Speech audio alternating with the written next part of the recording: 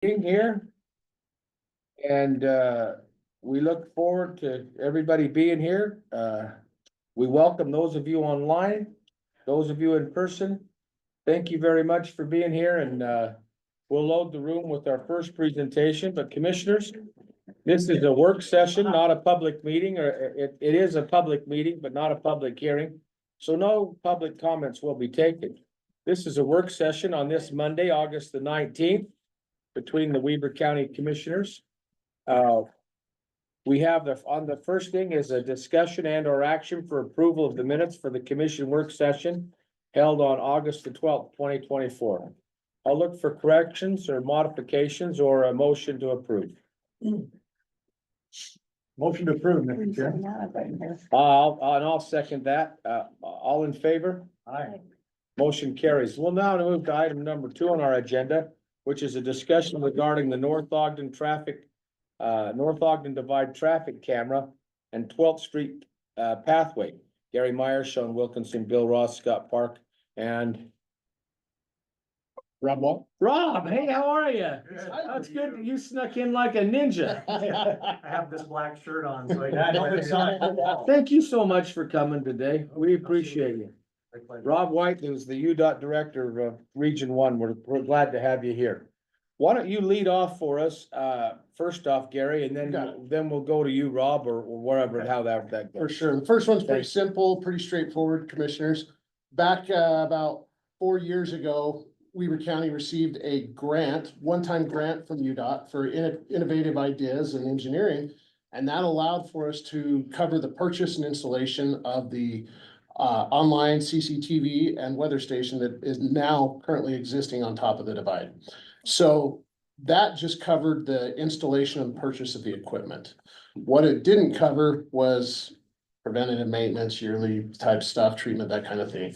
So in talking with Rob and one of his employees, Karen, I don't know what, Karen Roylance, what her official title is. She's our signals engineer. Okay, signals engineer. Karen's been super helpful, good to work with on this, props to her, but she put together kind of some costs that I put before you commissioners to show what a replacement cost would be. Now, since the camera and equipment was purchased with a one-time grant, should damage happen to it in any manner, any means, vandalism, act of God, who knows what, UDOT has asked that Weber County have a line item on our budget to cover this cost. Now, keep in mind, this is only kind of on an as-needed basis. Rob, correct me if I'm speaking out of term here, but this would just kind of be a line item on the budget.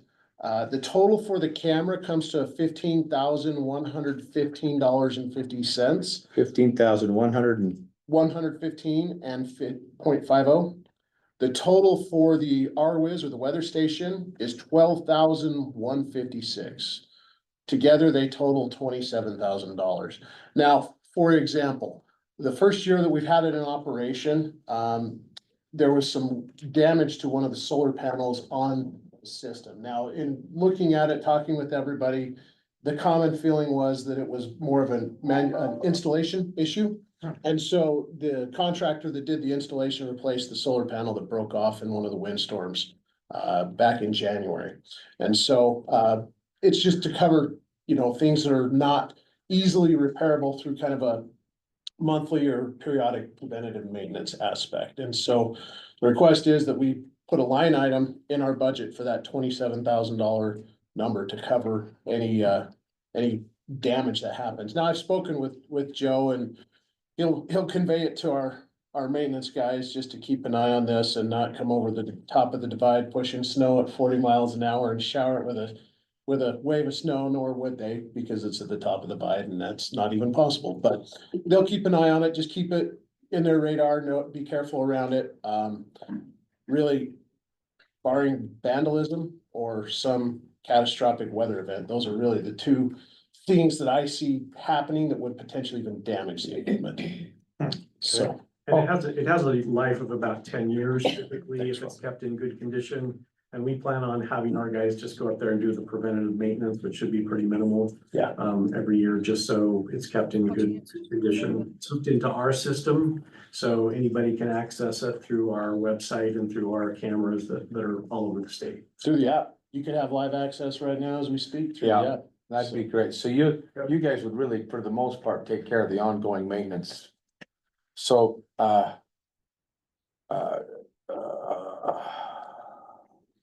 Commissioner Bolos, any thoughts or questions?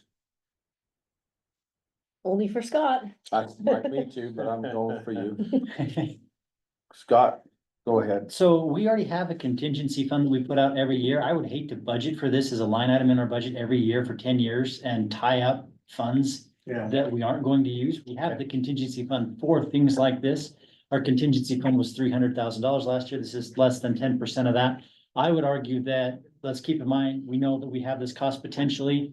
It's part of the contingency fund. If it happens, then Sean will have to pull it from that contingency fund, but I would hate to add another $30,000 to that contingency fund just to hold a placeholder there.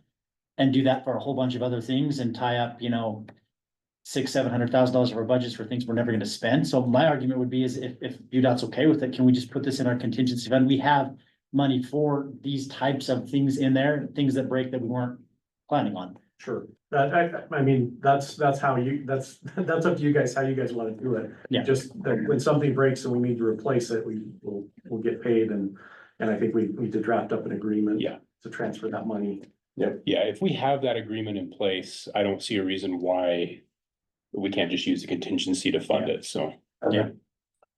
Well, Commissioner Farrar, your thoughts? That's why they call it contingency fund. Yeah, I agree. Let's not add more to it.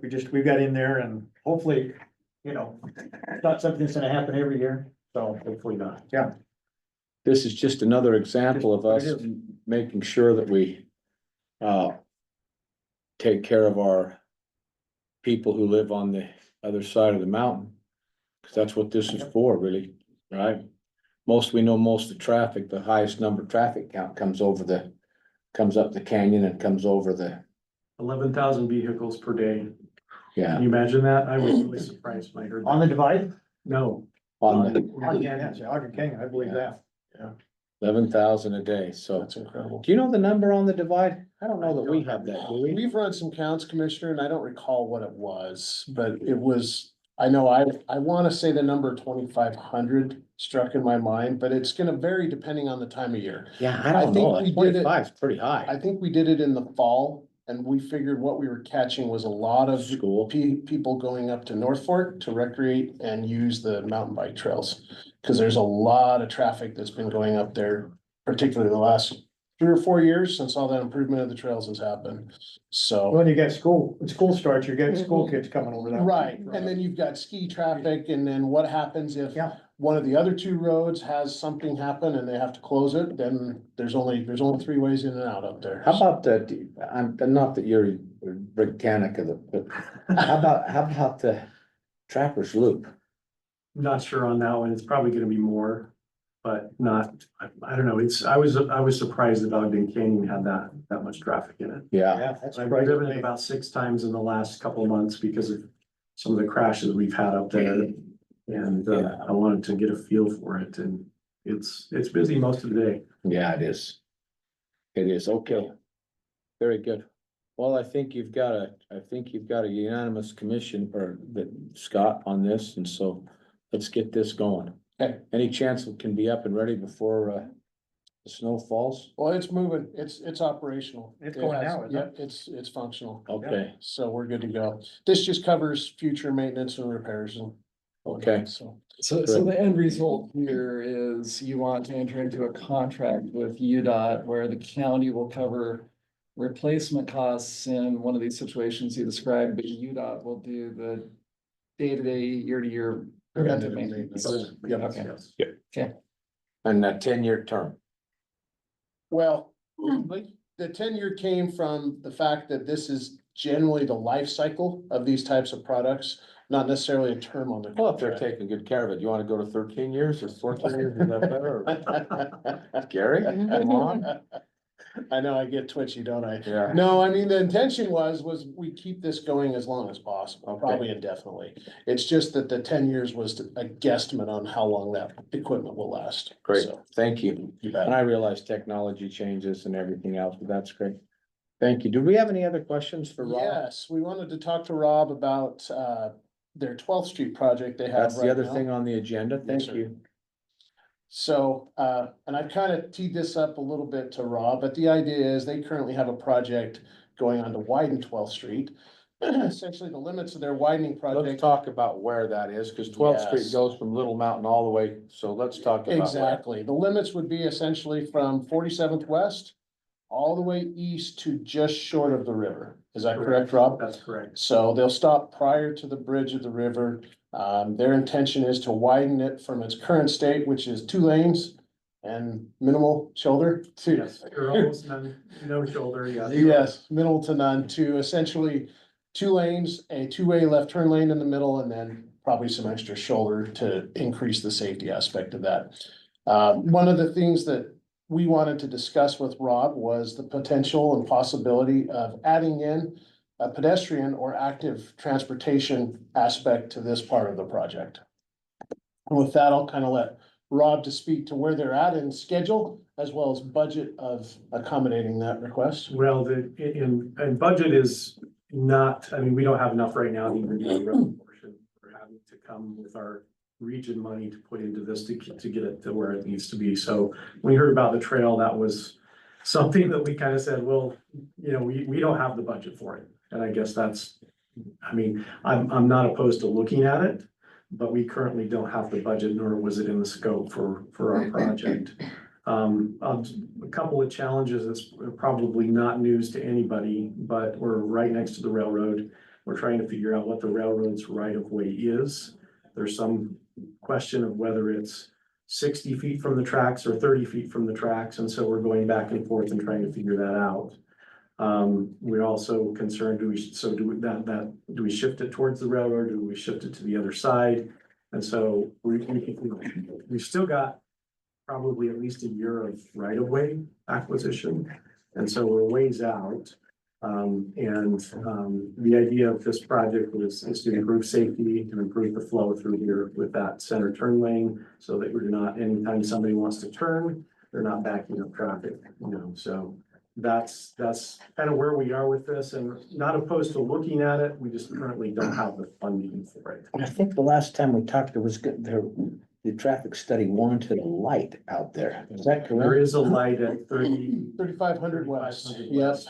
And we're working on a project to add some turn lanes in there and widen the county's road and make that a higher functioning intersection than it is now. But that's within the limits of this project. Yeah, and just a quick update on that. Originally, the railroad provided some challenging hurdles to overcome. They've since that project was instigated 2 or 3 years ago. A lot of those challenges have just been overcome. I just had a meeting on that last week with UDOT. And we are remobilizing that project to get it going again so that we will have that signal installed hopefully in the near future. We stood up our rail division, and we have been having better success with Union Pacific on working on railroad projects recently. So Yeah. I'm optimistic that one's gonna go as well. Nathan Anderson's been he's been a great, as have you, Rob. You're as good as we've had up here at Region 1. We really appreciate, you've always been good to work with us and come up with solutions, and I think it's without question a priority for this commission to have active transportation going on out there, and so as that plans, it would make sense to me, and this is just me speaking, but it would make sense to me to have that on the north side of the road where the other side of where the black pines coming in and Yeah, tie it into those trail systems that'll be over in there. So we don't have to navigate the crossing of that road again. correct. So, There is a trail that kind of follows the river on the east end of this, and it crosses 1900 west, and then it follows along there and kind of dead ends just before the railroad tracks. There's a lot of hurdles for that trail to overcome, but we would still have to get it, therefore, under 12th Street, probably where the river crosses 12th Street, where that intersection is, and then I agree with you, having it on the north side makes a lot of sense, so kind of what our thoughts and our master plans are for it. just some thoughts there, though. That's a big project. Okay. Does that answer your questions? Yes, so it sounds like Rob will kind of see what they can You do know, to, right now, I have a lot of I don't know yet. Yeah. and I apologize for that, but, we've got to, we're still trying to figure out exactly where the road's going and let me have my project manager at least take a look at it, see what it, you know, where a trail might go, and it sounds like you guys are favoring the north side, so I'll have him look at that. And then we'll maybe come back and get that information. Does that sound right to you? Would this Yes. be a project too that we might could share in something like that from the WACOG funds, the Well, Prop one Prop, funds? Prop one could be used for Prop this, one's yes, possible. yes. and since it is on our master plan, commissioners, that would also qualify for impact Impact fees fees as well could be too. used. Yep, so So- we have two funding sources potentially from the county to help. But we know UDOT has a new emphasis on trails and we'd love to Would love that. piggyback on that and see what we can do. Yeah. This would be another area. This would be wonderful. But, and that's another possibility of funding is that Utah Trail network. Yeah. Yeah. Is there anything you could share with us? I'm sorry to put you on the spot. This isn't like firing range here, but anything you can share with us as it relates to the 3-gate trail? It starts at the rail yard Ogden all the way out to The Roy. commission approved a funding, not this last one that just happened Friday, but the one before, funding for a study for the 3-gate trail. So there is effort going into how that's gonna look and how it's all gonna tie in. We are still, as we talked several years ago, we're still in the process of, or that's our intent is we don't, I mean, that right of way that we own, that we purchased from Union Pacific is going to go towards that 3-gate trail. So, and the study is gonna help flesh out. Mida's got a little pot of money that's sitting there that we haven't put forward because we're kind of waiting on this. That's about $2 or $3 million. And then we have the right of way that we're willing to put into the project as well. And so that's still the plan, is that 3-gate trail. And as far as timing, the study is probably gonna take a year or two. But after that, that will be our timing on getting 5600 South completed and 1800 North completed. That should come in right on the tail end of those two projects. Great. Just for, Will the study indicate who takes ownership of that? I think the study is mostly about the location and where the trail's gonna go. I mean, it's kind of open and there may be some discussion in there about who takes it over, who takes the maintenance. Well, I know Carlos and Stuart Adams and I had a conversation during the MITRE, is it gonna be MITRE, is it gonna be? Carlos was pretty vocal that he was not going to give it to MITRE at that point in time on that section. And we discussed, okay, let's give it to the county or the individual cities along there. What's made the most sense and what I believe we've kind of been always going towards is the counties, both Davis and Yeah, right. Beaver counties taking over that trail. And Mida's probably gonna end up building some of it with their development that they have there. They will. And because the part that goes through their area is going to be built, but Mida's not a maintenance organization. Yeah, no, my major concern is, okay, basically you got 3 cities. It'd be nice just to have the county and then we work with interlocal agreements with the cities as far as, you got maintenance and everything else to deal with. So I think that's the same direction that. Carlos and I had those discussions. but- Yes, absolutely. not to belabor this, but just to help inform those who are in the audience here and online, the 3-gate trail is the abandoned rail line that left the north side of Hill Air Force Base, traveled parallel along I-15, went under I-15, along and continued north by the Ogden Airport, then comes across I-15 again, down across several other corridors and ends up in the rail yard, eventually at 25th and Wall Avenue. So it is, the rails would come up and that right-of-way transportation would then be used, people who get off the front runner, who get off the OGX, who get off any bus transportation could basically make their way back to the north gate of Hill Air Force Base. I think it's only a 1% incline, max 1% incline along the whole Very thing. easy grade. Very easy grade, but it's a game changer, something that across the United States, that to have that kind of a trail network, again, from the old historic Ogden Union Pacific back to the state's largest employer, Hill Air Force Base, is a huge thing. And it's been through the Surface Transportation Board, the right of way, railroad right of way has been abandoned. And it's now in what they call a rail bank, meaning that it's, or a trail bank, sorry, not rail bank, trail bank. So it's essentially set aside for a trail is what the purpose of the right of way is. That's wonderful. Good to know. Okay, great. Thank you so much. If there's Thanks, Rob. anything else- Good seeing you. That's it. Great. Thanks, commissioners. Appreciate it. Christie, we're done with item number 2. We'll reload the room for the TEFRA hearing preparation. A better idea per square foot. Definitely going to be online. Stephanie is online. She might. Maybe she's just listening. Stephanie is right there. She's online and in person. That's amazing. Wow, how does that work? Technology. Yeah, add skills.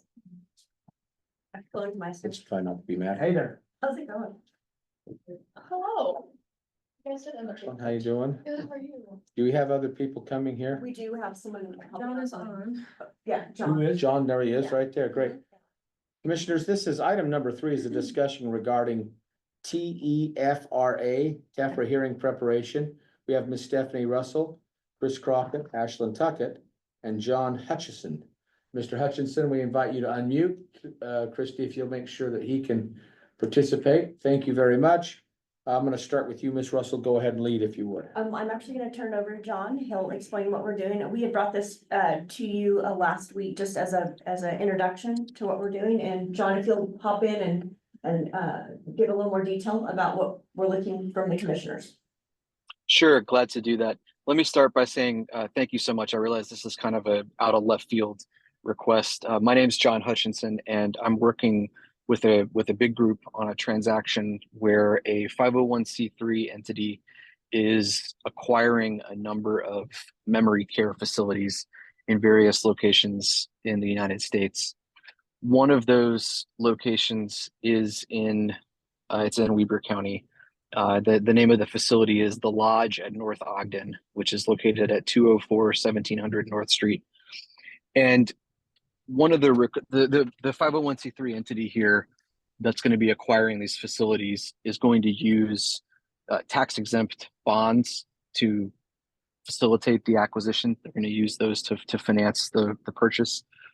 And one of the requirements that comes along with that under the Internal Revenue Code is they've got to get approval from what we call the host jurisdictions. So the various jurisdictions where these facilities are actually located. It's a little bit of a kind of a goofy requirement at the federal level. What's required is that citizens in the jurisdictions where the projects that are going to be financed with the bonds are located have to have an opportunity to have their views heard.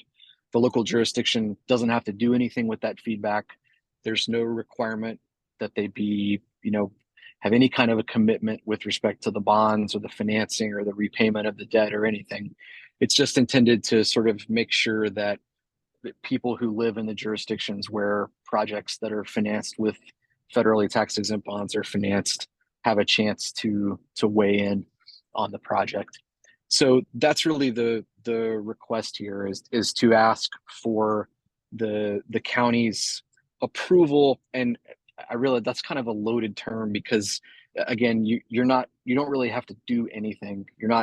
We know you're not involved with the financing at all, but this is really just for the purposes of sort of satisfying this federal requirement so that the acquisition can go forward. There won't really be any changes to the operation at the facility. Currently, it's operated under a management contract by a private party. That management contract is going to stay in place with the same operator.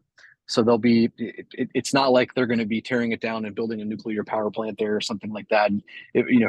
From the outside, it will look exactly the same. It's just that the for-profit operator is looking to divest itself of that asset, and the 501c3 is interested in operating it.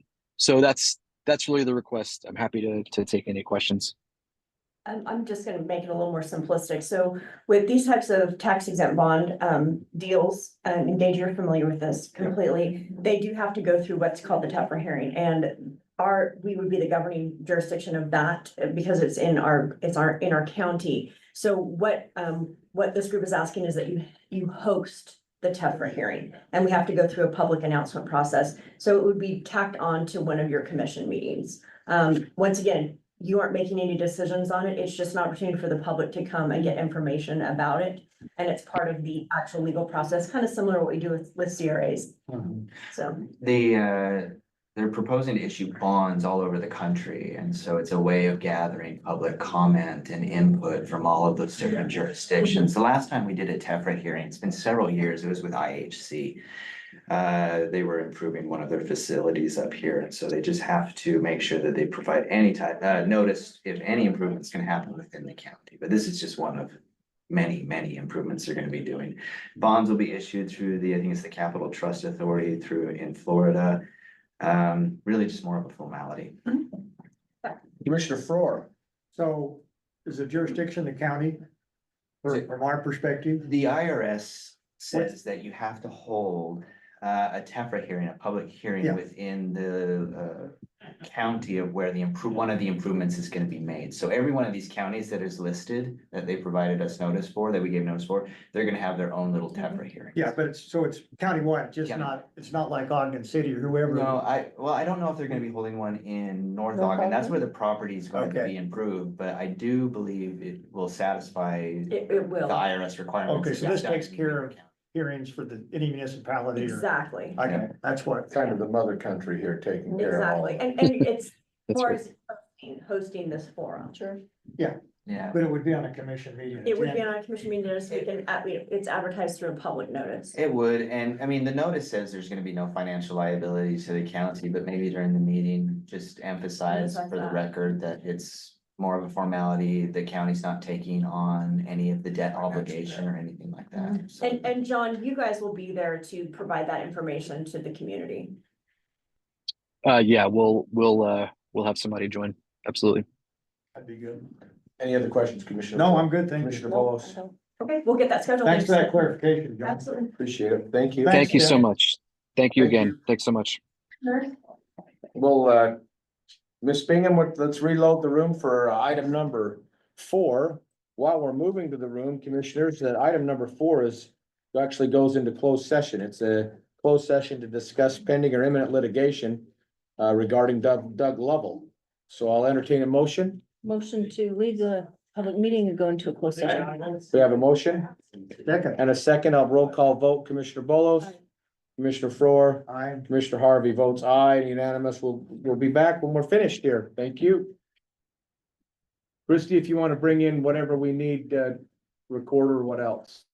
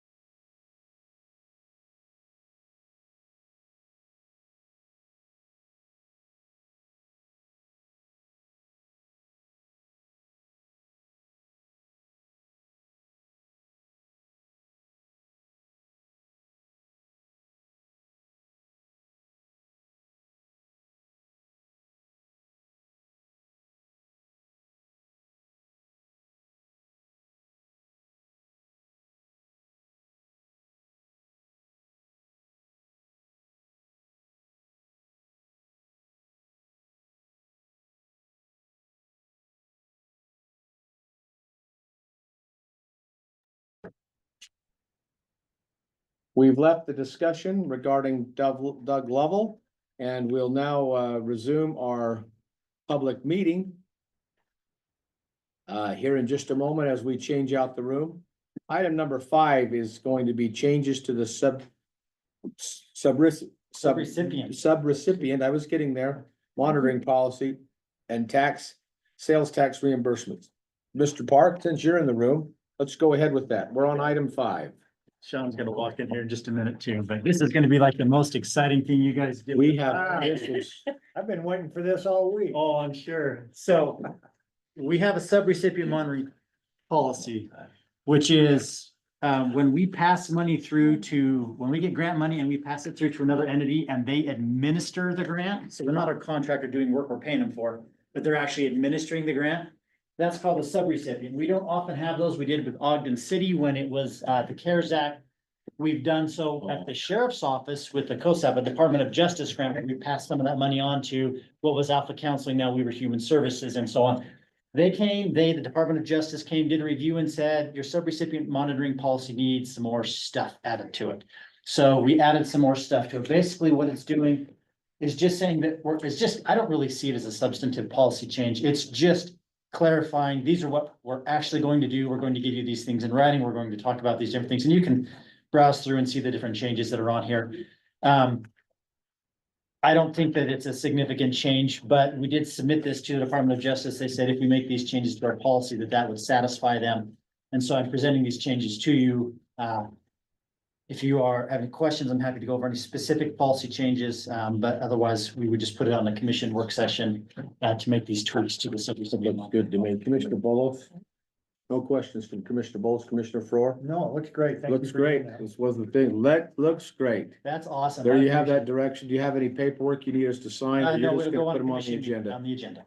Very good. Okay, the All right. second thing, sorry. Go ahead. Second thing on there, you got a memorandum. Sales tax reimbursement is Okay. what the second thing says. So when county spends money from county funds, a county purchase card, a county issued check, and we pay sales tax because some vendors won't give us Yeah. our sales tax exemption, we can claim a reimbursement from the state. If Sean goes and uses his personal credit card and pays for something and then turns it into the county, we cannot get reimbursed for his sales tax.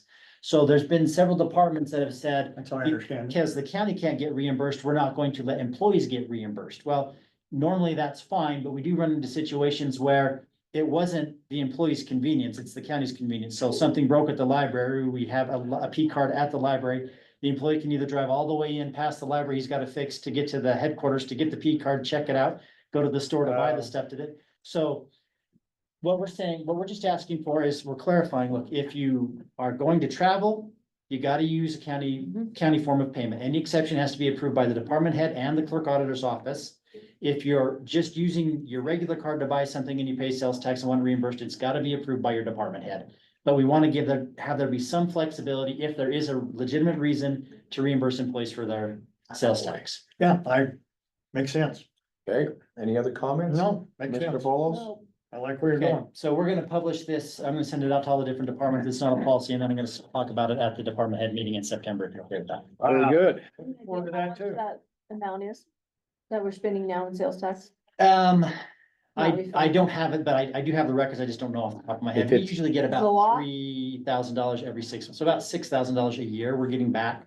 Which in the grand scheme of things is not huge, but it's $6,000. Still 6,000. We're getting back because it's been done on a P card. Yeah, so what I don't Do you have have any is idea the amount That's that what I we was asking. haven't been reimbursed. That's what I was asking. Yeah, I don't really know. Yeah, It's not, just it's curious. gonna It's be gonna be- I'm negligible. just curious.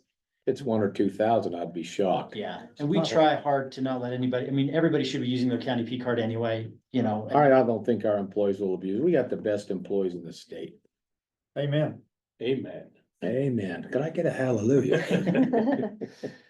We did have one other thing that I asked Sean to come up for. It's not listed specific on there, so this is the remind me. The radios for the Yes. roads department. Okay, you remember how the sheriff's office had to upgrade to expensive Yeah, radios? do I ever?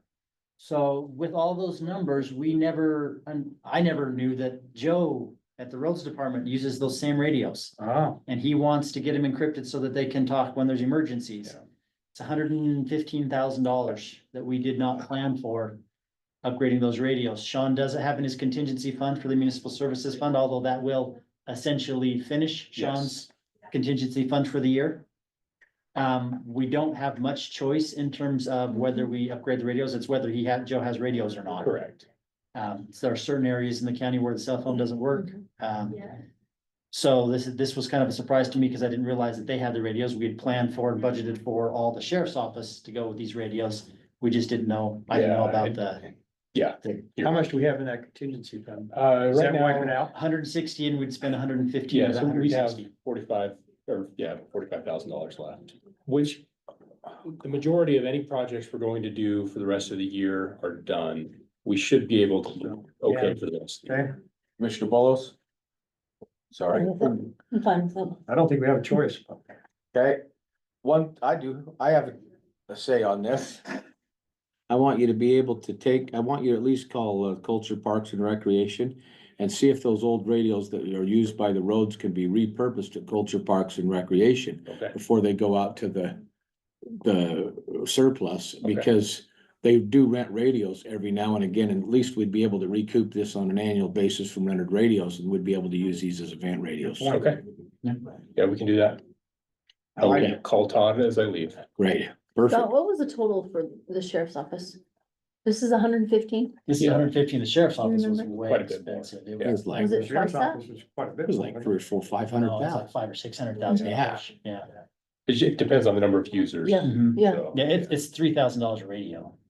And we had, It costs a lot of money to run it for police protection. yeah, Not to mention what it was back then, but now all the stuff with the radios and the vests and the tasers and all the cameras and the storage of the information. I mean, I don't think that, I wish the general public, I wish we messaged better. We could message better, just the cost to outfit an officer. It's Yeah. just, it's unbelievable. Commissioner, well, if you're interested, I can get that number That's sent to you. fine. It's fine. I just was curious. In my mind, it was about double, but it sounds like it's more. I think it's a little more than double, yeah. Yeah. Okay, any other questions?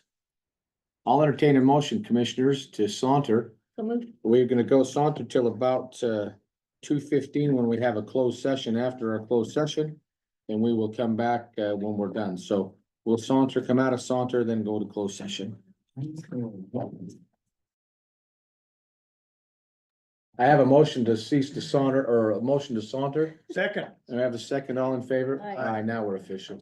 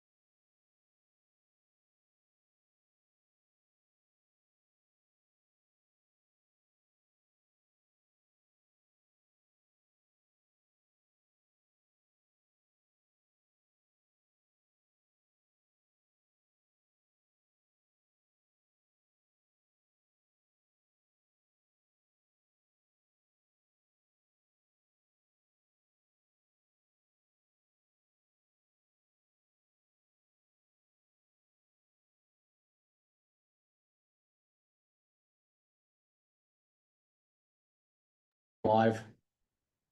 Let's go. Commissioners, we need a motion to go into closed session to discuss pending or imminent litigation. So move, Mr. Chair. Second, Commissioner Frower. That's great. I need to place a roll call vote. Commissioner Frower, Aye. Commissioner Willows. aye. Chair votes aye. We'll move into closed session. We'll be back after closed session.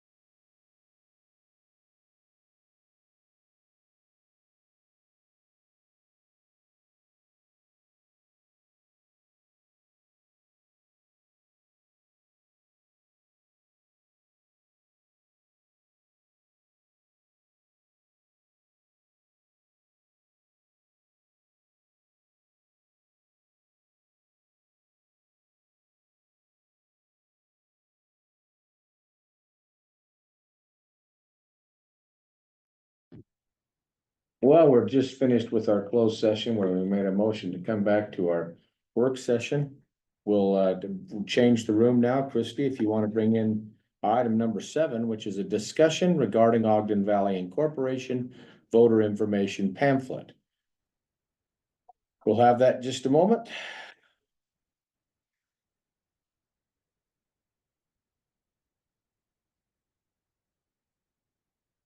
Hello again. Hello again. Wow, good seeing you. Lyman Bates, who's in? Can I sit down? Yeah. He's right. How you doing? Okay, welcome back. Those in the room and item number 7 on our agenda today is a discussion regarding the Ogden Valley Incorporation voter information pamphlet. Mr. Hatch, Ms. Schaefer, Ms. Thomas, and Mr. Crockett. We'll lead with you, Mr. Hatch. I think I'm gonna be Mr. Hatch today. Thank you. Essentially, we certified to the Lieutenant Governor's office that they'd met all of their thresholds. So the LG's office has said we should get our certification sometime this week from them. The next thing we do is post our notice for the voter information pamphlet, which we've already prepared and it's ready to go as soon as that certification comes in. Ricky's in charge of gathering all the arguments for it. So there's a priority who can submit. So the sponsors get first priority and then the legislative body. And then we're gonna have people submit their arguments via JOT form. Or submit their request to submit an argument via JOT form, which will be on the public notice.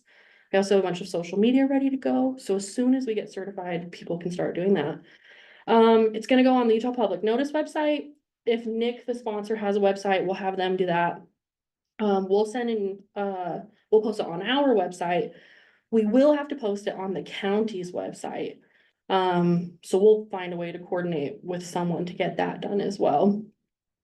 Ricky said for anyone who's not in the priority list for arguments, so if it's not the sponsor or the legislative body, he'll just draw by lot to choose someone and then offer to basically let them all work together if they want to, but take the one argument.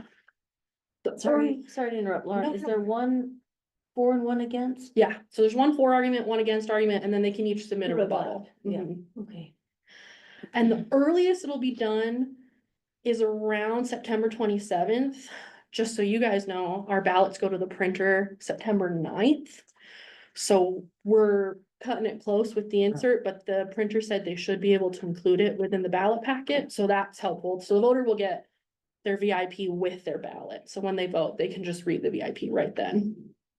And that's really it. The only other requirement that like the clerk's office is worried about, or not worried about, but is on our agenda is that as soon as we canvass, like we normally do in our canvass meeting, we'll have to send a separate notice of whether or not the incorporation passed. But that's really easy for us to do. So Send separate notice to, just the canvas results. So when we canvas with you guys, we send all those results up to the LG's office, but they'll want us to send a separate one saying also the incorporation passed or failed. okay.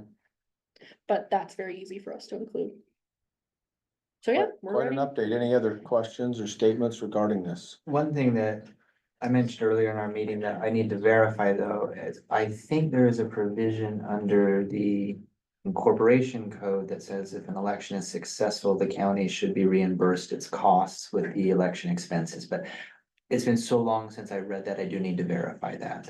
I know that with the West Weaver petition, since that one failed, the county did end up paying for that. But I believe that's how the statute reads. Okay. Any questions, Commissioner Bolos? No. Commissioner Faur? No, thank you. Great. Sorry, one last thing about the incorporation election. Sorry, my synapses are not firing all. That's okay. They're still on vacation. Still vacation time. In coming up with the certification results, Nick Valkamp was very helpful to me. He helped me create pivot tables, which saved me so many hours in work. He has asked if I would be willing to come up to one of their community meetings that they're having to answer just legal questions or informational questions related to the statute about how the incorporation works. I would not take a position for or against. I'm neutral. I'm not a resident of the county. But I said I would ask Chris Allred, but I also wanted to ask the commissioners if you had any concerns with me doing that. I'm more than happy to go up and done that. We've gone to meetings before where we've answered questions. So we just wanted to get your input and your feedback. Commissioner Farrar? Yeah, I'm fine with that, as long as it's not set up, as long as it's neutral. Yeah. You're there to answer questions. And Nick already sent me the slides, and so it's really just gonna be informational about what Yeah. the statute says, what the process is going to be, Right. probably questions about the VIP. And that, and I'm probably going to research the statutes of what happens after an incorporation election. Yeah. So. I'm good with that. Great. I think it'd be really beneficial. Yeah, I have no issue with it whatsoever. Thank That'd be great. Thank you for your offer to do that. And also, when you talk to Nick Dahlkamp, please give him our best that he's helped create that table. That's It wonderful. saved me so many hours. That's great. But you should see my 10 key skills. I'm typing in parcel numbers. Yeah, but they are. 3,000 pages. Can you do it left-handed though? Wow. With my toes. Okay, very good. Any other questions? No, Then we'll move on. Thank you very much for that discussion. Item number 8 is our update from our great sheriff, Ryan Arbin, who's brought Chief Guard with him. Come on to the table, you two. maybe I gave Scott some information, financial information you want to review. I just went through it. Yeah. Did you? Well, let's talk about it. I'd like your opinion. See you, John.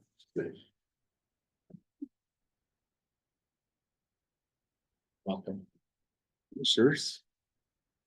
Good afternoon. Good afternoon.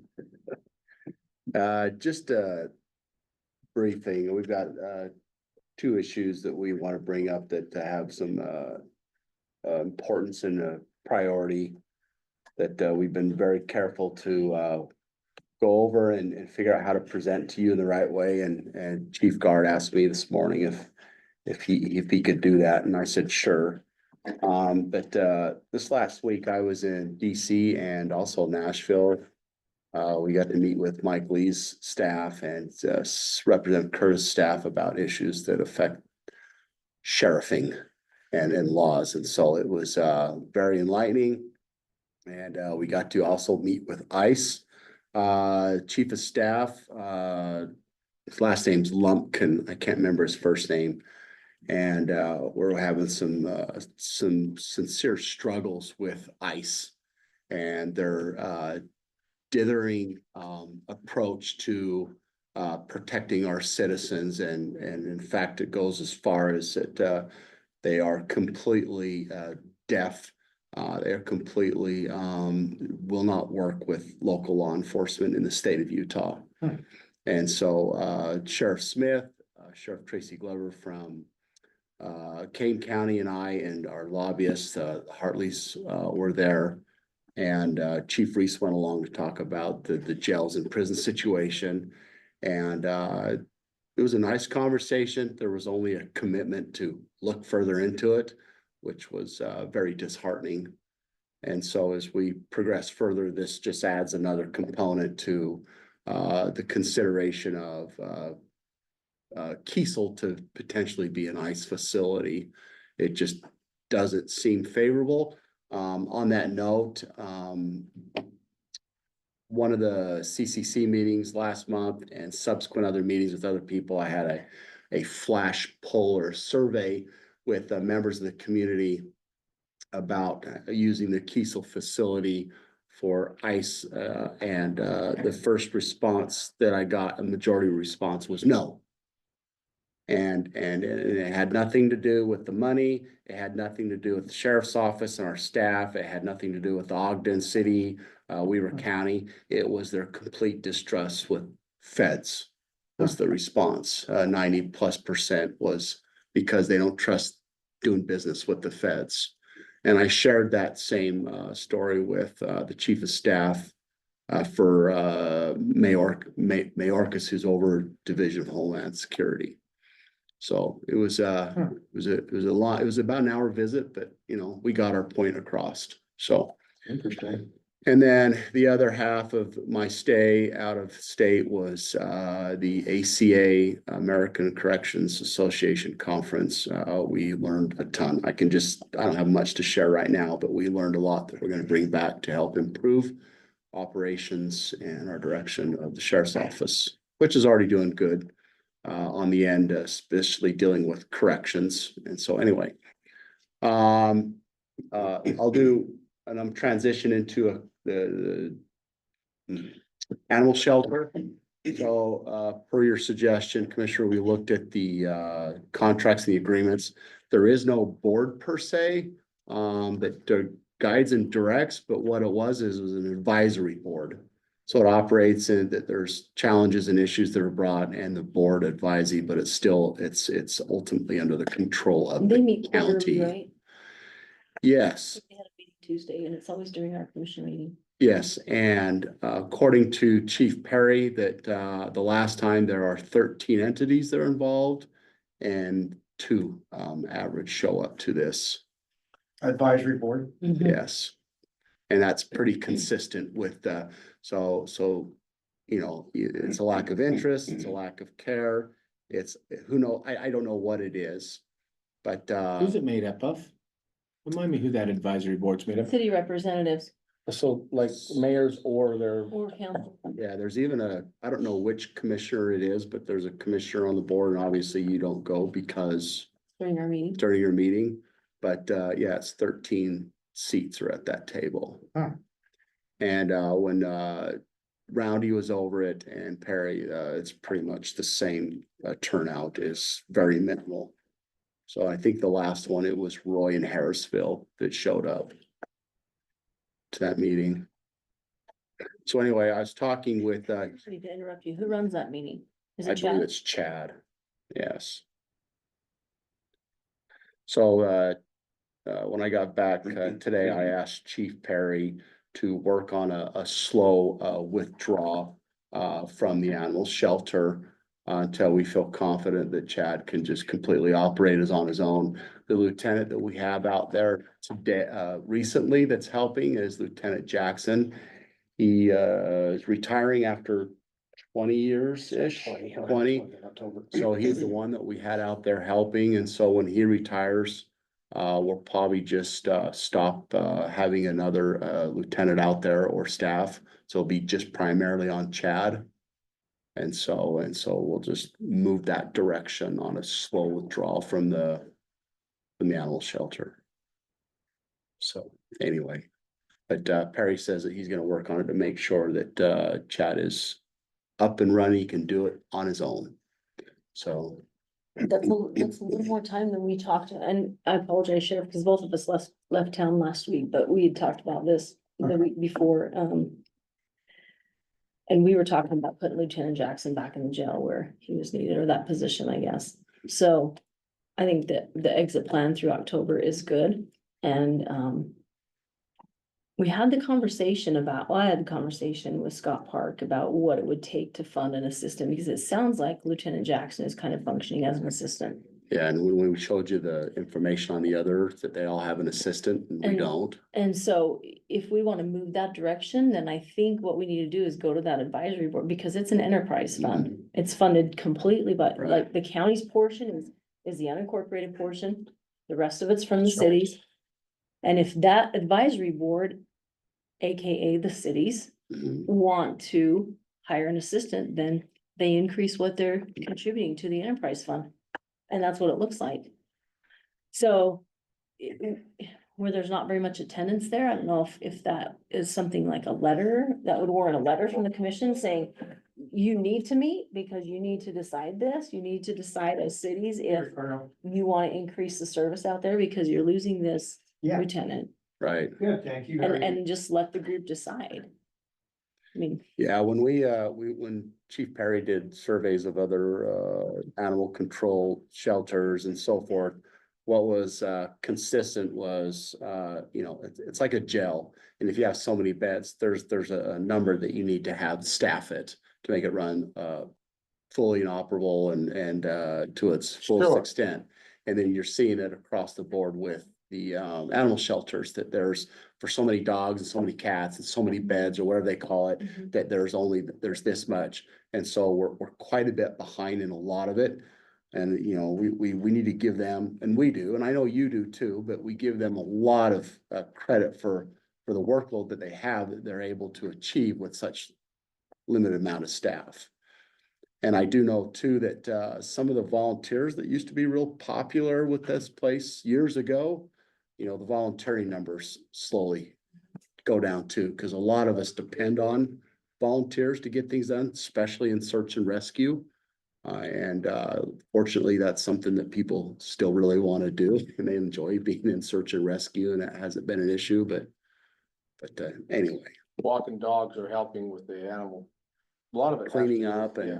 and Mhm. So I think I can support that 100%, Commissioner. I think it's important to get maybe from our office or from you, since it's your portfolio, to send out a letter, just say, hey, listen. With Chief Jackson has been operating as like a assistant, and he will be retiring. We need to, we won't be replacing that position with somebody from the sheriff's office. It needs to be, and it's the right thing to do financially, put that on the enterprise fund. Well, that's what funds it it. shouldn't be, Entirely. yeah, entirely it It's does. entirely funded So by the enterprise so fund, I still, just, and this is, and I know this won't be a popular statement, but I think the letter needs to include to that advisory board. Maybe we need to have the conversation about going away from a no-kill shelter, because that's why they have overcrowding issues, that's why. And I don't know how long that's been, but there was a change to a no-kill shelter, Yeah, I how think many that years ago? the no kill is technically it's 90%. yeah, that it has to be a certain. Yeah. But to your point, yes, Because that might help facilitate the conversation about whether or not they wanna ante up more, right? Because right. you take some pretty serious heat if you go away from a no-kill. Well, and they need to, because they're involved with this, and it helps them with each of their city or municipal operation. You know, cities need to understand that when they're a city, they have some other duties that they don't plan on. And when there's a city, this is part of the funding that they will need to participate in. Whether they like it or not, or whether they budgeted for it or not, this is part of what it is. And commissioners, you all know very well, when there's an opportunity to get something for cheap or free, or have someone else pay for it. Like senior centers. This is a great example Yeah, of, It is, let the county do it. Yeah. And it's, County's supposed to do The everything. county's never done it, right? The enterprise fund has done it. it has, but it's been under the supervision of the county. Sure. So there's that So the, default thought that it's the counties. but essentially, that's one position. Is Yes. it part, is Lieutenant Jackson spending part-time there, Oh, no. full-time? Mhm. So that's the county's contribution. Yeah, that's a big, It's plus, a magnificent. plus what our payment into the enterprise fund. So Right. it's not just a contribution out of the sheriff's office, but into the enterprise fund. Mhm. It's kind of like we're double paying, and that's not right. That's not fair. It needs to carry its own, we do work everything else, and so It's not I think proper. Scott Park, if he were in here, he'd give us one of those gauges and show us where the deficiencies are. Mhm. The enterprise fund needs to run its own organization, and I'm okay with it. So- It doesn't look like we have an opportunity to, offload it to a nonprofit. Well, unless if we were to message that this becomes, we need to, or if the board decides that they're gonna be no longer a no-kill facility, maybe somebody like Best Friends out of Salt Lake, cause I would love to see this go to a Best Friends type of organization. They do a wonderful job down there. yeah, absolutely, as we've dealt with this over the past couple of years, as the sheriff knows. I think the nonprofits have come up with a shortage as well, for whatever reason.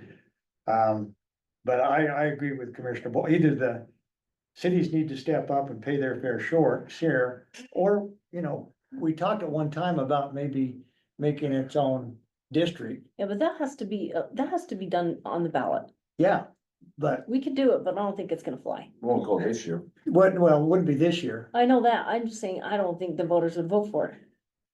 Um, Because there's a passionate group. And that's not really countywide. I mean, yeah, I see what you're saying. We can Well, have that conversation, and I- I can put it there, but the political side of it, yeah, I mean. More than likely not, you probably have more people, I agree, that are on the vocal, hey, let's save the animals, and you're on the other side. So I think the pressure needs to be put first and foremost on those other cities. Hey, you've got to start contributing your fair share. This is, this is their animal shelter. Yeah, but it's not the Right. county animal shelter. No, it's And not. again, if you look at our past budget session, we not only, we give money to the sheriff that goes there, they have their own budget that goes there for the animal shelter. Right. So I'd like to know how much the cities are actually putting in. Do you know? So what I'll do is after today, I'll visit with Chief Perry and see if we can get a breakdown of contributions and maybe where most of the animals come from, what cities, who's bringing them in, what zip code. they have all those something- reports. I've yeah. seen them. I'd like to see those and then take those to the advice, well. That's what the letter needs to include those reports. Yeah. Yes, And they get those reports, those cities are getting them, at least they were when I was the mayor, we'd get them. It would be our bill, and our bill was based on pickups, whether the animal's dead or alive, different costs, like they get them quarterly, if not monthly. So do we have the ability to bill them for We the do. deficiency? Um, So it's an enterprise fund. Do we have the right to, well, I think the or does reason, it have to be voted I- on by the? no, they're billed. They're billed for usage, so they're billed at the end of a quarter Okay, for their usage. okay. So I think it's done fairly. Somehow they're gonna have to, somehow it goes on that, one of those budget things, and we'll learn about this during our budget presentation, or we'll be reminded about this on our budget presentation, the animal shelter and how the enterprise fund, Mhm. we may just have to increase the assessment to the Right, cities. well, Well, that's, that's where I'm coming. it would be an increase in the pickup. Yep. To my knowledge, because from what I remember, it was like $25 for a deceased animal, 65 for a live animal. If you add in an assistant to Chad, that cost would just go up. Yep. Both of those costs would go up. Well, it's no different when we did out the transfer station as we raised rates from $20 to $30 because our cost, I don't know if we've raised those fees for the animal shelter, have we, I can't tell you, in the recent past? my dogs are always I know I'm, well behaved. They're Yeah, never mine lost. get into skunks. I know this is something that you guys already well know, but the cost of doing business is not the same as it was. No. Holding fees, Yeah, because the fees were calculated every time to Yeah. determine what it cost to get business done. The parking fees are just not what they used to be, and we're seeing this across the board, and you can call it a form of tax. But, you know, staffing and employees' wages go up, a lot of things go up, cost to eat, everything goes up, so it goes up across the board naturally. But we can't just hold certain fees down and just say, well, we gotta absorb it, because I'm tired of the county giving away stuff for free. And this is what's a perfect example of the county giving stuff away from free with the enterprise. Yeah. It needs to stop. Or we're subsidizing. We're subsidizing, exactly. Yeah, it's not a good accounting or budget practice. No, it's not good It's business. not. That's not the way we run business, and so we'll fix it. Yeah. We're If gonna a fix private it. entity ran We'll the fix it. business like this, it would fail. We'll fix it. Oh, yeah. It would. Yeah. Commissioners, there's an ordinance. We haven't been the best at following it. Requires the county legislative body to review all fees at least once a year to determine whether they need to be updated. And so that's something we need to Yeah. look at again. If you want it to be once a year, if you want it to be every 2 years, I mean, we can No. make it to whatever you want, but it's, Well, I know we do that out at the conference center and the ice sheet. Mariko just made that presentation last year. I know Duncan did his in April. I mean, we do that in certain Yeah. parts, but it's not consistent across the board. yeah, there's not an established, and I probably want to talk to Park about if he would, what his ideas would be, but not an established countywide assess all of our fees on a yearly basis. But we do have an ordinance that does require it. Planning, engineering, inspection, all those. Well, I would think that should be an annual basis. Yeah. And so in the legislature, not that they do everything right, but every year, every fee that was charged by the state got examined. It was either raised, lowered, or kept the same, but every fee was looked at. Maybe we put it And in so, as part I of your don't- budget. To go 2 years is too long. Yep, Agreed. Talk about that. I think it's not so. good. Let's do that. Will you talk to Bark? Yeah, and maybe we just incorporate it into your budget presentation. That's a great idea. Can I We make, should probably have a separate hour just on fees, my opinion. Sure. can I make a suggestion in Yeah, your of course. discussion? So the jails, across the state of Utah put together a autofill sheet, because it takes all the costs, includes the commissioner's costs, my costs, food costs, and you plug it all in, and it just auto sums it. So every time something goes up or is adjusted, if we get new contracts, we put those numbers in and it just tells you, this is what it costs to operate a jail. Very good. So if you had that type of spreadsheet with your fees, like every year, all you have to do is change the variables. And then it automatically suggests what the fee should, so it saves everybody time, not to go through every one and Just debate build it the first time. philosophically. It's great. Yeah. What else do you have for us today, Sheriff? All right, this is one that comes with some care, concern, and it's about staffing in the enforcement side. And we've talked about it for probably months now, and it's getting to critical stages. And so Chief Guard wants to share some of the latest turns of events, and we'd like to have a discussion about this, if you don't mind. I'll let Chief Guard start. So in fairness, commissioners, this kind of came about, and what sparked me to come over and give you guys this presentation is Wednesday of this week, I have to go give a similar presentation with Lieutenant Lavely to the city of West Haven. What sparked that is they got wind that we reassigned our street crimes unit. We were forced to reassign our street crimes unit due to staffing. I don't want you to think of this as me saying that we're short-staffed. We're not. When it comes to enforcement, we will never jeopardize public safety. Our patrol division is mainly what you would recall a reactive division. Typically, their day is spent reacting to crimes that have already been committed, crimes that people are reporting after the fact. That's the main function of our patrol division. What we look at in crime reduction is not our patrol division, but is in our specialty units. Our investigative unit, our street crimes unit, our traffic unit. Those units are the pieces that you see crime reduction in. Whether it be from speeding tickets, accidents to major crimes and things like that. We've had to do some things. And we're gonna have to do some things going into the future. So again, I just want to preface this with this is what I have to do. Moving forward in the enforcement division until we get some relief. I am gonna talk about wage. I know there's a pay study going on. Wage is part of this, and I have to talk about it. And hopefully it's on your minds when we go into the budget cycle.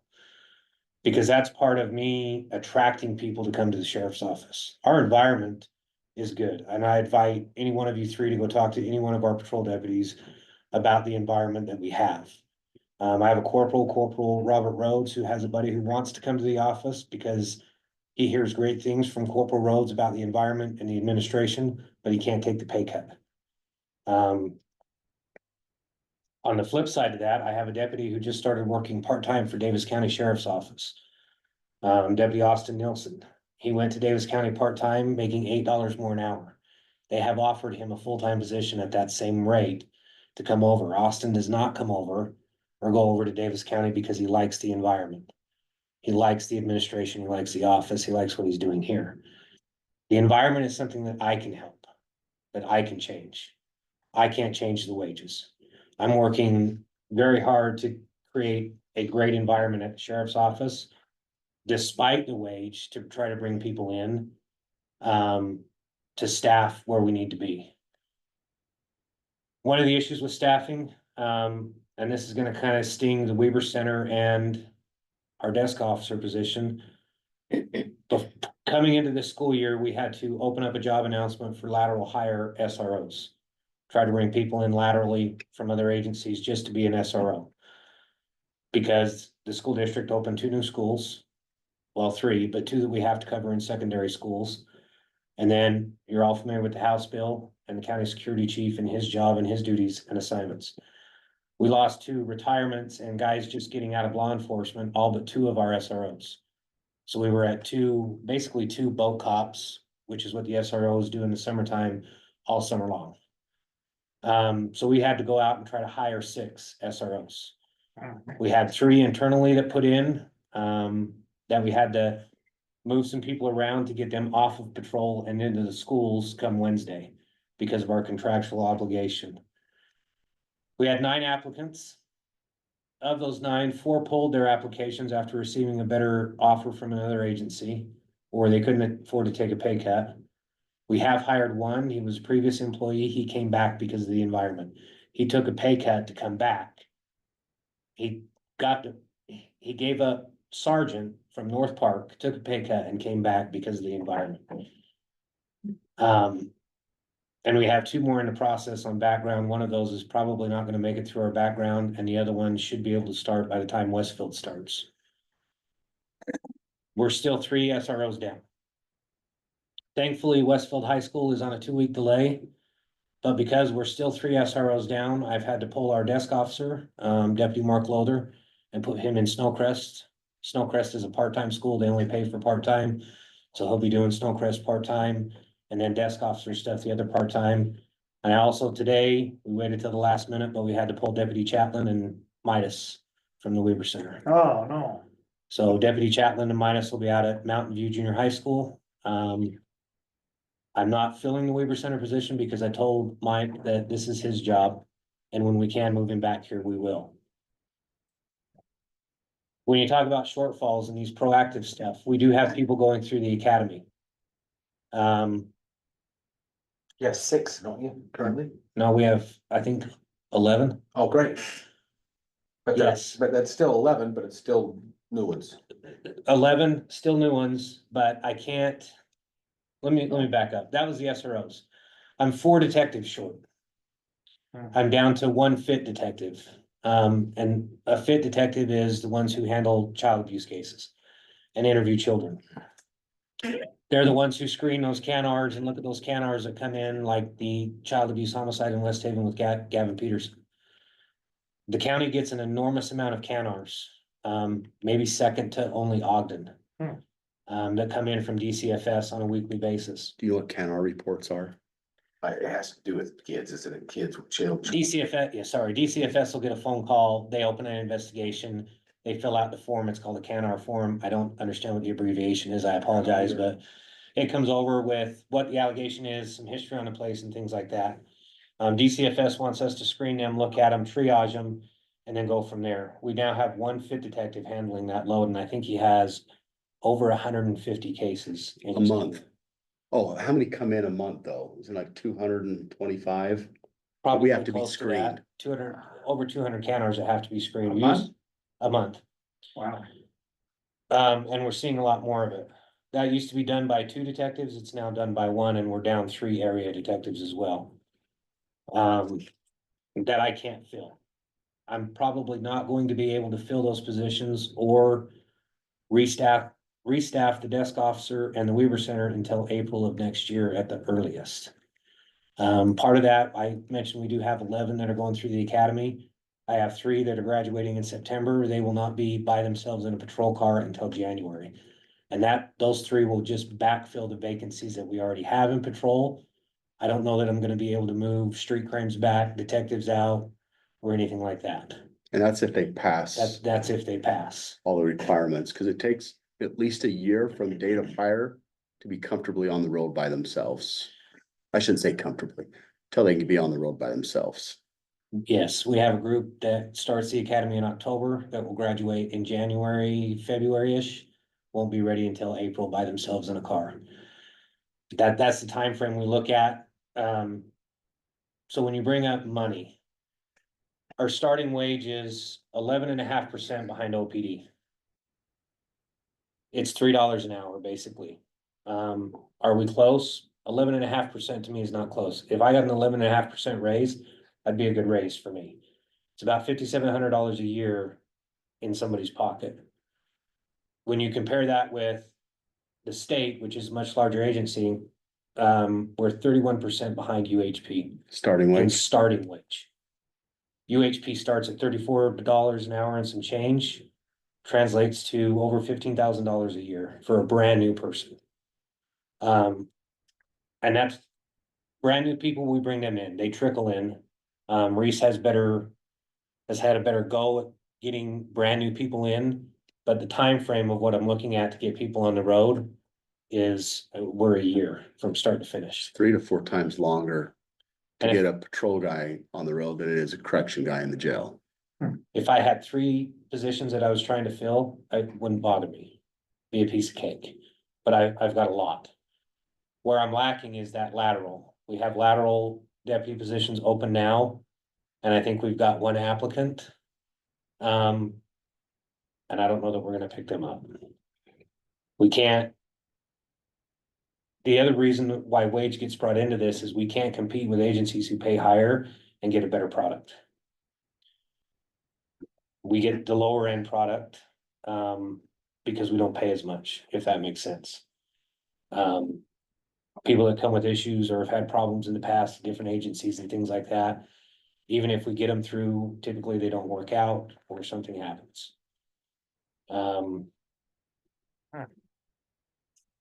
The struggle that I'm dealing with the environment commissioners is since the first pay period of 2024, the enforcement division has worked a total of 7,439 hours of overtime, which is an average of 498 hours of overtime worked per pay period per 2 weeks. And that burden has been put on just 57 people. I shared this with the sheriff, when he got back this morning. It's to the point where we can't attract laterals and stuff to come in that I have lieutenants fulfilling overtime.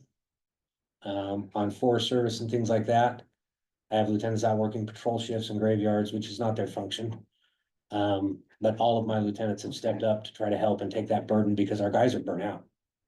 You and Chief Perry recently filled a shift or 2. Friday, our patrol division was short. We were running without a supervisor. We had an OIC deputy in charge. Their crew was short and it was extremely busy. I was out handling calls. And then, Chief Perry went out and handled the call at 5 o'clock on his way home. That's the struggle that we're in. So that's the snapshot that I want to give you guys as we go towards the end of the year. As we talk about budget towards the end of the year and things like that. I'll do whatever I can to take the burden off our patrol. That's a lot of overtime. In a 3-month, excuse me, for the year up to this point. Most of that comes over that summer 3-month period. We did get a little bit of relief. We've found out that we only had about 5,600 left in our Forest Service budget from the feds. So we canceled Forest Service shifts as of yesterday. We won't have any until Labor Day. So that was exciting news for me because we don't have the money, but I can cancel shifts and guys won't have to work that overtime. And we'll worry about Labor Day. How many did you have in that Forest Service shift at a time for the valley?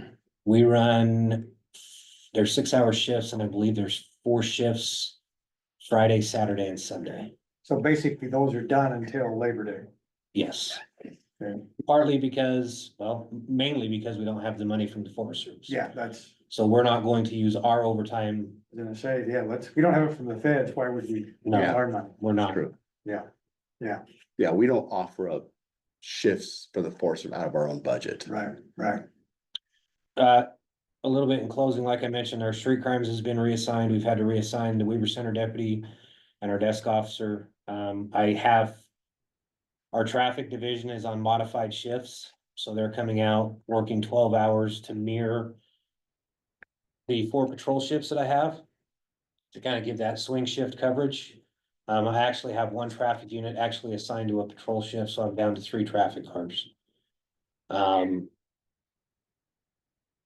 And it seems like the hits just keep coming. So I guess if there was an ask in this, my ask would be to consider this and the snapshot that I've given you and can update you as we go through budget. And my need is laterals. I need help. I need to get people back. I need to get staffing back to where it's at so that we can provide these proactive units, these traffic units. True prevention. True prevention rather than just reactive. Cause at this point, I'll be honest with you, we're pretty much reactive at this point. And You guys know a reactive law enforcement group. It's where you were about 6 or 7 years ago. Yeah, it becomes, there's no crime prevention, you're just reactive. And you don't solve the issues. And that street crimes unit has been phenomenal when it's operating on its own. It has literally changed West 21st So Street. is that why you're presenting to West Haven? Because they've spent so much time out there? They're upset. Nina's upset about the street crimes going away, so, and I mention her by name because she's the only one who's actively reached out to us. So I can't talk to the other council members and the mayor if they have the same reaction, but Nina has expressed concern about, and she brought up the child abuse homicide, she brought up the officer involved shooting that we had. That officer involved shooting was handled very well. And one of our street crimes deputies was one of the officers involved in that, and had he not been there, I don't know what the outcome would have been. But he was one. So her concern is that it's going away, I get that, but is it because they've spent so much time in West Haven? They spent a lot of time in West Haven. She's went out and they've done some ride-alongs with the former sergeant of street crimes. She's been heavily involved in it. She likes it. And yeah, that proactive portion of it, I think, is her concern. You know, this is anecdotal, but people want the sheriff's office to bring the chain gangs back. You know, because they like the image of them working on the side of the road, cleaning up. Yeah. To get something like that working, you gotta have the extra staff to make it work. People love seeing other people get pulled over tickets, but to have that, you gotta have a proactive unit to do it. Street crimes, candidly, saved lives. It stopped crime, slowed it severely down, and increased the tax income, sales tax to like West Haven, because there's more people shopping there. And so there's a huge value in those proactive. And so when we can have those, when we have the properly staffed, we can do all that stuff. We can do a lot more in the jail to go out and get these teams out there to clean the facilities all over the county. The cities can come borrow inmates on. There's a lot of stuff that we can do. But right now, we're starting to migrate into that. We're only taking calls. Well, the other thing, commissioners, that I have to look at, sorry, Sheriff, is overtime within the county and the interdepartment stuff. With the fairgrounds, with the Eccles Conference Center and things like that. Instead of just, typically it has been that we put it into our power details. We're gonna have to monitor that, and quite frankly, if we keep going at the way we're at, we're gonna have to probably reject some of that overtime. Because I can't pull away from patrol and have patrol run short to try to staff overtime, and that's to the point that I'm at. I don't know how we got through the summer. I do know how we got through the summer. Tons of overtime. But I had every single one of my lieutenants, the sheriff, me and Chief Perry helping. That's the only way we got through the summer. I put my bulletproof vest on for the first time in a year and a half. Man, that thing's uncomfortable and hot. I'll bet. But it was a need that we had to fulfill. We're starting to hear comments like, we can go somewhere else and work less and get paid more.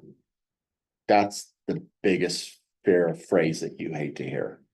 Right? I think the county attorney's office went through something similar to that, where they were going to other counties because they had. Yeah, it's actually become a regional problem. Yeah. We can't get anyone to apply, And so. at the sheriff's conference, what we're experiencing is not just Weaver County. It's nationwide. It's back east that they have a lot bigger problems here than we do here. Yeah, nobody wants to be a law but nobody enforcement first responder anymore because of the way that people treat them. So anyway, I know that this is of high priority to us and to you, but we love it when the cities call us up and say, can you send an officer out to do this and help with that? We got traffic. Sure, love to. That's the way it should be, but we're getting to a point where that may not be an option, at least in the short term. So. And I understand the burden that you guys have of being elected officials and trying to manage and mitigate all of that for the county. Like I said, I just think in fairness, I think it's good for me to come and tell you the status of our enforcement division and what I'm. Not just me, but the sheriff and my lieutenants are dealing with when it comes to staffing levels and burnout and things like that. And we've had some things that we can't control. I mean, we had an officer involved shooting that put 2 on admin leave. I got a deputy today that his wife he was working on FTO, he's on FTO. So he's training with senior deputy and his wife had to have an emergency C-section. So he got dropped off at the hospital and he's having to deal with that. Those are things I can't control, but when those things happen and I'm already down to, I mean, I got 2 sergeants on 1 patrol crew. Not because I need 2 sergeants, but because one of them is acting as a deputy. Cause that's a position that I gotta fill.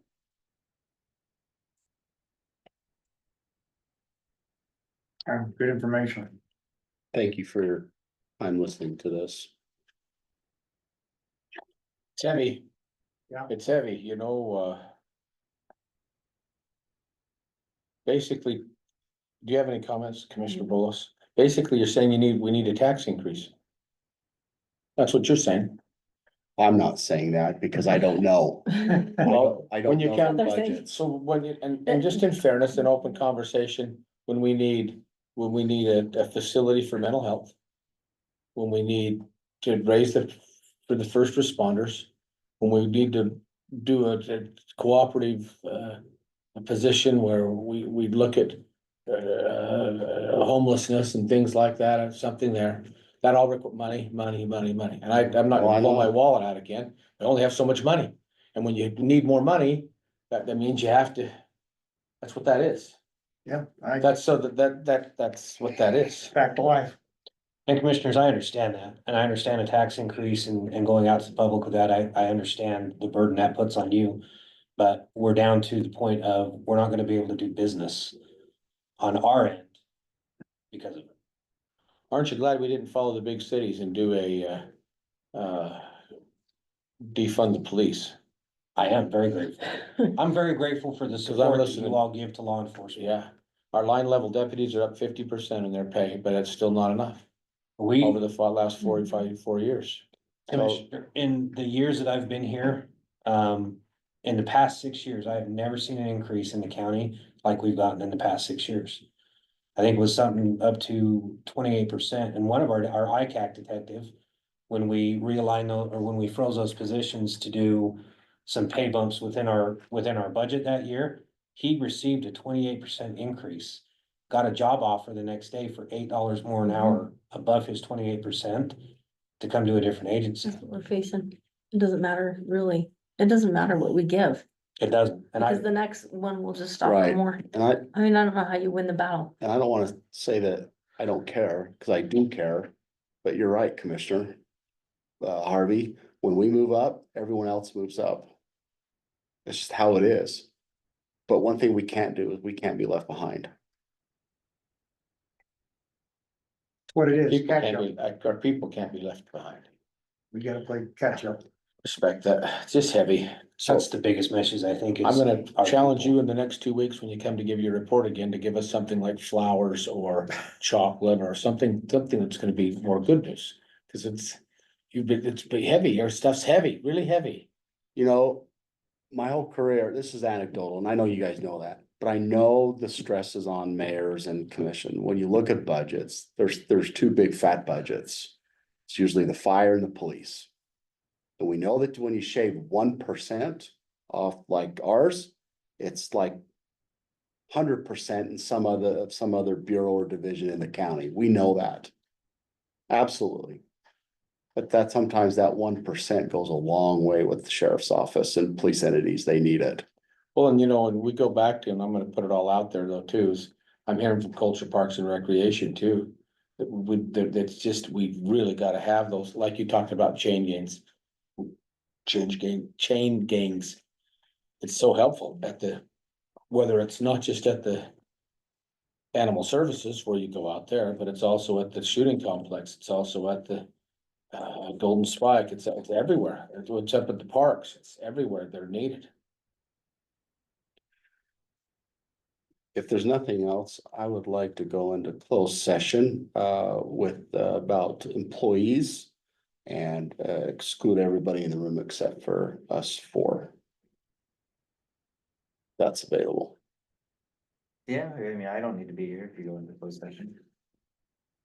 We'd like it here. Well, you got, I think you're well versed. Motion to go into closed session, Is it to talk about the character competence and, individual? Individuals, okay, plural. Did this need to be on the agenda though? No, Nope. he's got the sheriff's office update. Okay. This is one you're not gonna have to record. We'll just get an affidavit after. that's why I keep. So moved. Second, Second. okay, and I'll roll call vote, Commissioner Bolus, I Commissioner Faur, Aye. and Chair votes aye. We're gonna go into closed session.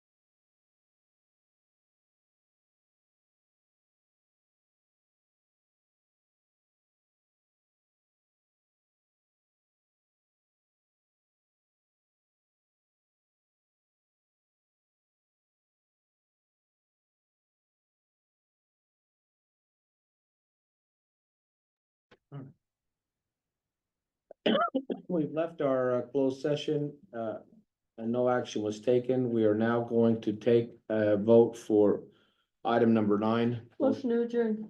Second, All in favor? Aye. We are now adjourned. Thank you. all right. Gage, what do I need to know about the Upper Valley? You